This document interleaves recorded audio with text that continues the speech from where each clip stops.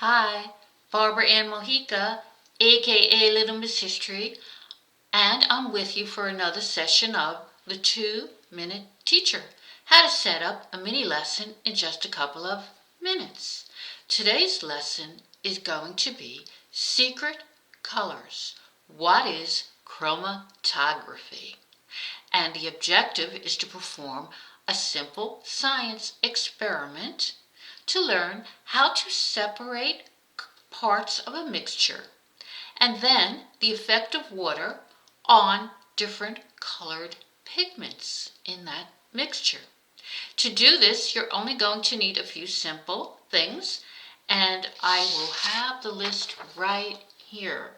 Okay, this experiment comes from littlebinsforlittlehands.com, and the homeschooler has generously shared this science experiment with us. The link will be on my Pinterest board. Now here's what you need. Here are the supplies. You need black markers, 4 of them, paper towel, scissors, and a bowl of water. And then here are the instructions. Step 1, gather 4 different brands of black markers. Make sure they're different brands. Number 2, cut 4 strips out of a paper towel. 3, fill a bowl with water. 4, color a small square toward the end of one end of the paper strip. Then repeat that for each black marker on separate strips. Dip the end nearest your black square into the water and hang the rest of the strip over the edge of the bowl. Step 7, repeat for each strip and let it sit until completely wet. Step 8, observe what colors you see in each strip. And here is a sample of what happened when one experiment like this was done. You see the different colors as a result.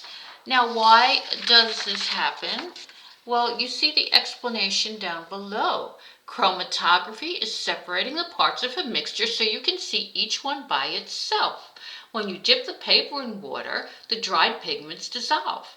As the water travels up the paper, it carries the pigments along with it. Different colored pigments are carried along at different rates. Some travel farther and faster than others. How fast each pigment travels depends on the size of the pigment molecule and on how strongly the pigment is attached to the paper. Since the water carries the different pigments at different rates, the black ink separates to reveal the colors that were mixed to make it. I think this is a fun experiment and your child will enjoy it. So I ask that you try it out. If you'd like more lessons like this, please hit subscribe and click notifications. I will send you a new lesson each Friday.